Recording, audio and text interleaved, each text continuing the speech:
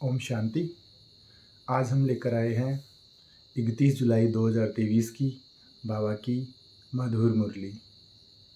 आज बाबा ने कहा है कि मैं उन बच्चों की संभाल करता हूँ जो कदम कदम पे मेरे मददगार बनते हैं, फॉलो फादर करते हैं, दिन रात आप समान बनाने की सेवा करते हैं। सोचो, जिसकी संभाल स्वयं भगवान करे, जिसके बारे में स्वयं भगवान सोचे, उससे बड़ा भाग्यवान और कौन होगा। इसलिए सुनते हैं आज की मीठी मुरली। बाबा कहते हैं, मीठे बच्चे, तुम बाप को याद करो, यही याद विश्व के लिए योगदान है। मीठे बच्चे, तुम बाप को याद करो, यही विश्व के लिए योगदान है। इसी से विश्व पावन बनेगा, बेड़ा पार हो जाएगा। आज का प्रश्न है, किन बच्चों की संभाल अंत समय में स्वयं बाप दादा करते हैं? क्योंकि अंत का भी अंत समय आ चुका है।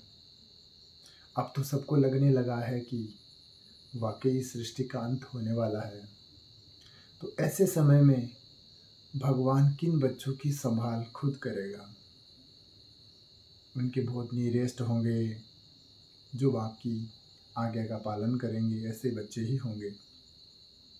तो बाबा कहते हैं, जो बच्चे बहुत समय से कांटों को फूल बनाने की सर्विस में तत्पर रहते हैं, बाप के पूरे मददगार हैं, ऐसे बच्चों को अंत समय में बाप संभाल करेंगे। बाबा कहते हैं, मैं अपने मददगार बच्चों को वंडरफुल सीन एरिया दिखाकर खूब बहलाऊंगा। देखा भगवान की क्या क्या बोल रहा है। वह अंत में बहुत सुख देखेंगे, साक्षात्कार करते रहेंगे। जिन्हें एक बाप दूसरा न कोई, ये पाठ पक्का है, ऐसे बच्चों को ही बाप मदद करेंगे। एक बाप दूसरा न कोई। आज का गीत है, प्रीतम आन मिलो। ओम शांति। बाबा कहते हैं, प्रीतम और प्रीतिमाएँ। प्रीतम एक है और प्रीतमाएँ अनेक, अर्थात हम आत्माएँ अनेक हैं, हम सबका प्रीतम बाबा एक है। प्रीतिमाएँ, हम आत्माएँ बाप को बुला रहे हैं, एक भगवान को। अनेक भक्त बुला रहे हैं, किस लिए? सुख के लिए। कन्या बुलाती है, प्रीतम आन मिलो, किस लिए? सुख के लिए। सगाई होती है सुख के लिए, परंतु अब बच्चे जान गए हैं, जबकि रावण राज्य है तो प्रीतम से कोई सुख नहीं मिलेगा। रावण राज्य में सुख हो न सके। प्रीतिमाएँ सब शोक वाटिका में हैं, तब तो बुलाती हैं। अशोक वाटिका में तो कोई बुलाते नहीं, कोई दुख व शोक नहीं, तो बुलाएंगे क्यों? दुख में ही प्रीतम को याद करते हैं। फिर प्रीतम मिल जाता है तो आधा कल्प प्रीतिमाएँ याद करने से छूट जाती हैं। अभी तुम जानते हो, सबसे मीठा सबसे प्यारा प्रीतम है ही एक, परम पिता परमात्मा, सबसे ऊंचा सबसे श्रेष्ठ। यहाँ कोई मनुष्य अपने को श्रेष्ठ से श्रेष्ठ कह न सके। माना सबसे ऊंचा है अपना बाबा, सबसे मीठा सबसे श्रेष्ठ, बाबा से मीठा और अच्छा और कोई नहीं हो सकता। बल कहते हैं, ईश्वर सर्वव्यापी है, शिव हैं, परंतु एक दो से श्रेष्ठ तो होते ही हैं, होते ही ना। साधु लोगों में जो उच्च होते हैं, उनको और साधु लोग दंडवत प्रणाम करते हैं, परंतु सबसे उच्च एक ही प्रीतम परमपिता परमात्मा गाया हुआ है। सब उनको याद करते हैं, जरूर सुख के लिए। जब सब दुख हो जाता है तो बहुत प्रीतिमाएँ याद करती हैं। अभी बच्चों को इतना दुख का अनुभव नहीं है, अर्जुन तो दुख आने वाला है।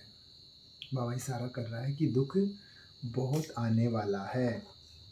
जिसको बुलाया जाता है वह आएंगे तो जरूर ना। तो बाप भी आते हैं, बाप का बनने से 1 सेकंड में सुख का वर्षा मिल जाता है। बच्चों को निश्चय होना चाहिए, हमने बाप की गोद ली है। बच्चों को निश्चय होना चाहिए कि हमने किसकी गोद ली है? स्वयं भगवान की गोद ली है। जब इंसान किसी बड़े आदमी के साथ खड़ा होके उसके साथ रह के कितना गुड फील करता है, अपने को बहुत ऊंचा। जब भगवान की गोद मिल जाए उससे बड़ा सौभाग्य, उससे बड़ा भाग्यवान और कौन होगा। मैंने बाप की गोद ली है तो सेकंड में जीवन मुक्ति मिल जाती है। बच्चा पैदा होता है तो गोद में आ जाता है ना, फिर निश्चय हो जाता है कि ये वारिश है, ये भी बेहद का बाप है। अब अच्छी रीति उनको पहचान लेते हैं, पहचान में कोई तकलीफ़ नहीं। बच्चे बहुत हैं, गाया जाता है सनसोस फादर, तो किसको कहते हैं दरकार नहीं। ढेर के ढेर ब्रह्मा कुमार कुमारियाँ हैं, इतने ढेर बच्चे सिवाय ईश्वर के और किसी को हो नहीं सकते। इतने बच्चे स्वयं भगवान को ही हो सकते हैं और संसार में इतने बच्चे किसी को भी नहीं हो सकते। इतने ब्रह्मा कुमार कुमारियाँ हैं। गायन तो है ना, प्रजापिता ब्रह्मा का याद करते हैं त्रिकालदर्शी परमात्मा को। भगवान को ही इतने बच्चे हो सकते हैं तो वह निराकार जब साकार में आए तब तो अडाप्ट करे। शरीर न हो तो गोद कैसे लें, तुम ईश्वर की गोद में आए हो। भगवान कहते हैं कि तुम ईश्वर अर्थात भगवान की गोद में आए हो। वाह, कितना भाग्य है। हमसे ऊंचा भाग्य और किसका होगा कि हमने भगवान की गोद ली है। जानते हो वही प्रीतम है, सबसे मीठा, सबसे प्यारा। प्यार करने वाले को प्रीतम कहा जाता है। तुम जानते हो हमारा ऊंचे से ऊंचा प्रीतम वह है जिससे हम प्रीतमाएँ को स्वर्ग के सुख घनेरे मिलते हैं। भगवान तो मिलता ही है, लेकिन हमें वो सुख, स्वर्ग के सुख भी घनेरे देता है। उनके सम्मुख बैठे, किसके सम्मुख बैठे हैं? स्वयं भगवान के सम्मुख बैठे हैं। खुद को अनुभव करें कि हम बाबा के सामने बैठे हैं। ब्रह्मा बाबा सूक्ष्म वतन में बैठ के हमें मुरली सुना रहे हैं। जैसे गंगा नदी को पतित पावनी समझते हैं, मनुष्य वहाँ जाकर पत्ते के ऊपर दिया जलाते हैं। जैसे श्री कृष्ण को पत्ते पर सागर में अंगूठा चूसता हुआ दिखाते हैं ना, फिर दीवा जलाकर पत्ते पर रख देते हैं। आत्मा भी दीपक है, आत्मा भी एक जलता हुआ दीपक है। साथ साथ में खुद को अनुभव करते जाएं, बहुत बहुत सुख मिलेगा। माना जो गायन है कि गोपियों को पूछो, वो गायन अभी का है। तो ये मुरली की धुन गोपी गोपिकाएँ नाचते थे, उसमें मग्न हो जाते थे, ये अभी का समय है। आत्मा पार हो जाती है। परमपिता परमात्मा को खेवैया कहा जाता है। विशेष सागर से पार ले जाते हैं। उन्हें अक्सर सुनकर एक रस्म बना दी है। बाप आत्मा का दिया जलाते हैं। ये सब निशानियां हैं। आत्मा को ही शरीर छोड़ जाना पड़ता है उस पार परम धाम में। तुम जानते हो आत्मा अज्ञान सागर से उस पार चली जाती है। खविया तो एक बाप है। गंगा जी को खविया अक्सर नहीं दिया जा सकता।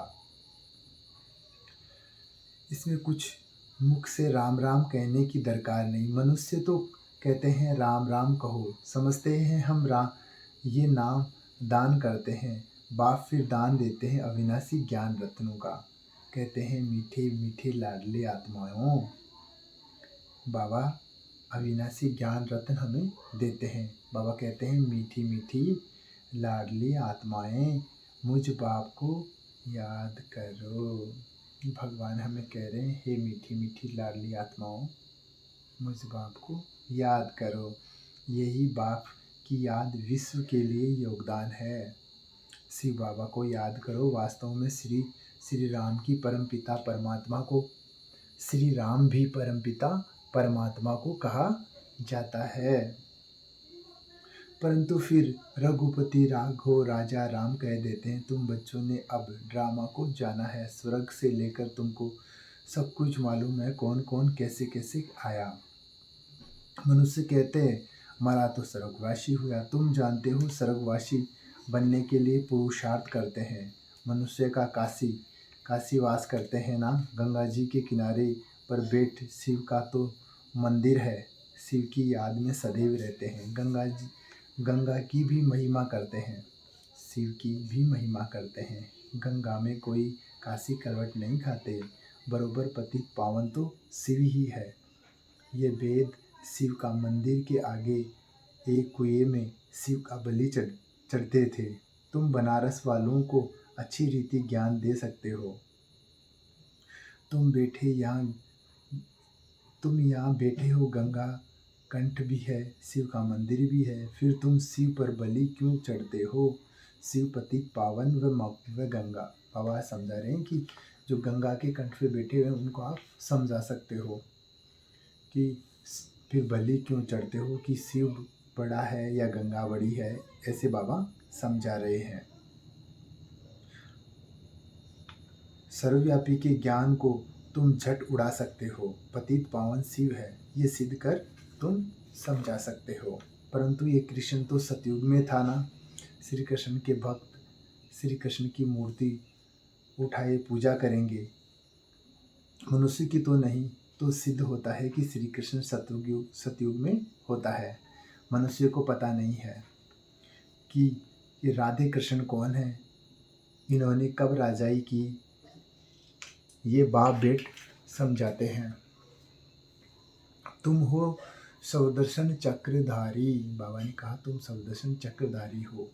विष्णु के ऊपर ये सौदर्शन चक्रधारी नाम कैसे पड़ा, क्या किया, ये तो कोई समझ नहीं सकते। बाप तो है निराकार, विष्णु को इतने हथियार कहाँ से आए कोई नहीं जानते। तुम समझते हैं ये सब ड्रामा में नूंद है। भक्ति मार्ग में भी उन्होंने चित्र बनवाए हैं, वहीं बनवाए हैं, सब बना बनाया खेल चल रहा है। बाबा कह रहे हैं कि ड्रामा में सब कुछ है, ड्रामा अनुसार सारा हो रहा है। आधा कल्प है भक्ति मार्ग और आधा कल्प भक्ति, आधा कल्प ज्ञान मार्ग चलता है। इन बातों को तुम जानते हो, तुमको ही मजा आता है। जो सच्ची सच्ची प्रीतमाएँ हैं, बाप का भी प्यार होता है, बाप से भी फिर भी वर्षा मिलता है। प्रीतम और प्रीतमाओं को भी वर्षा नहीं मिलता। इनको प्रीतमा समझने में भी बच्चा समझने में वर्षे की टेस्ट आती है। शिव को हमेशा बाबा कहते हैं, शिव बाबा को शिवपति कभी नहीं कहेंगे। बच्चा जब तक न बने तब तक वर्षा मिल न सके, माता पिता के तो सम्मुख मिलना है। निश्चय किया मिले नहीं और मर गया तो वर्षा नहीं मिल सकता। ऐसे बहुत जो वर्षा नहीं पाते प्रजा में चले जाते हैं। बाप कहते हैं निश्चय हो गया, ये वही माता पिता है तो सम्मुख आ जाना पड़े। बाबा बोल रहे हैं कि सारा निश्चय की बात है कि जो जिसको पूरा पक्का निश्चय हो गया कि ये ही मेरे माता पिता हैं तो वो सम्मुख आके भगवान का बाबा का वर्षा अवश्य लेंगे। फिर सर्विस कर आसमान बनाना है, प्रजा बनानी है और फिर अपना वारिस भी बनाना है। घर बैठे तो नहीं होगा ना, मेहनत करनी होगी। बाबा ने कहा कि ये सबको सेवा करके मेहनत करनी पड़ेगी। श्री कृष्ण की लीला मशहूर है। लीला तो सतयुग में होती है, यहाँ थोड़ी ही होती है। ये तो काफ़ी करते हैं। स्वर्ग में क्या क्या होता है कैसे मालूम, कैसे महल होंगे, ये तो बच्चे महसूस कर सकते हैं। वहाँ की तो बात मत पूछो, मुख पानी होता है। बाप सुख ही देते हैं, दुख के लिए बाप का आह्वान थोड़ी करेंगे। दुनिया में बहुत दुख है। बाबा सतयुग की महिमा कर रहे हैं कि वहाँ सुख ही सुख है। भगवान इस धरती पे आएगा तो दुख के लिए थोड़ी आएगा, वो तो सुख देने के लिए आया है। तुम पिछाड़ी में बहुत सीनरियाँ देखोगे, बहुत खुशी में रहेंगे। जितना नज़दीक समय आता जाएगा बाबा बहुत साक्षात्कार कराएंगे। जैसे जैसे समय नज़दीक आएगा बाबा अपने बच्चों को साक्षात्कार कराते रहेंगे।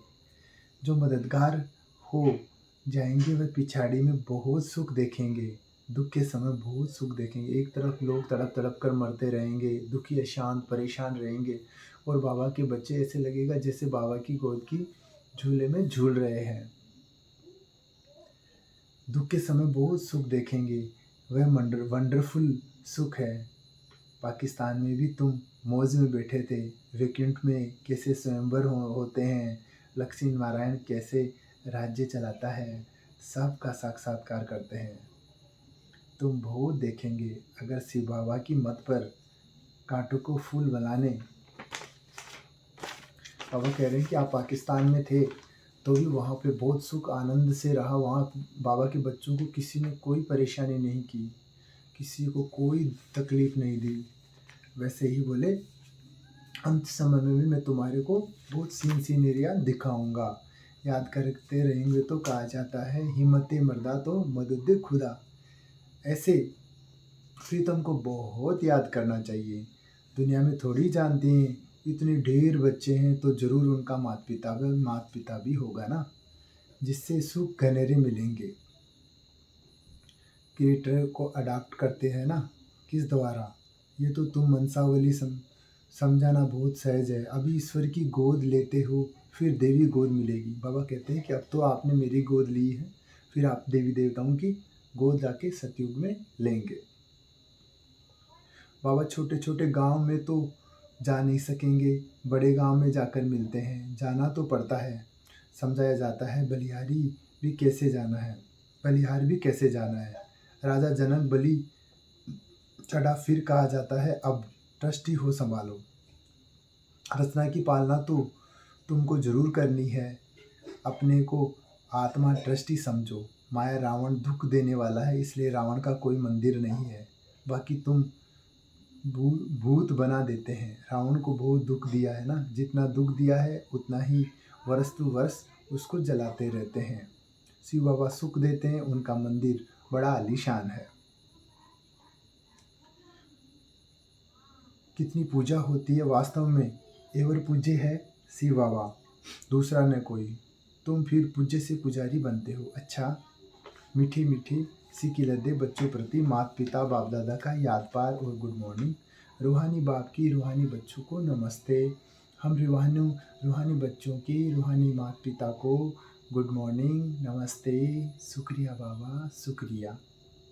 धारणा के लिए मुख्य सार है बाप की याद में रहना और सबको याद दिलाना है। यही दान करते रहना है। बाप पर बलि चढ़कर फिर ट्रस्टी होकर के संभालना है। साक्षी हो हर एक एक्ट का, पार्ट देखना है। हर पार्ट पूरा कर खुशी से वापस जा रहे हैं, इस स्मृति में सदा रहना है। वरदान है सदा बाप समान बन, अपने संपन्न स्वरूप द्वारा सर्व को वरदान देने वाले वरदानी मूर्त भव। सदा बाप समान बन, अपने संपूर्ण स्वरूप द्वारा सर्व को वरदान देने वाले वरदानी मूर्त भव। भारत में विशेष देव देवताओं को वरदानी मूर्त में याद करते हैं, लेकिन ऐसे वरदानी मूर्त वही बनते हैं जो स्वयं के पुरुषार्थी हैं। तो वरदानी स्वयं के पुरुषार्थ। बाबा कहते हैं तो संपूर्ण रूप में रहो। तो जब समान अर्थात संपूर्ण रूप में रहो तब कहेंगे वरदानी मूर्त। आज का स्लोगन है, याद की तीव्र दौड़ी लगाओ तो बाप के गले का हार विजयी मणके बन जाएंगे। याद की तीव्र दौड़ी लगाओ तो बाप के गले का हार विजयी मणके बन जाएंगे। ओम शांति।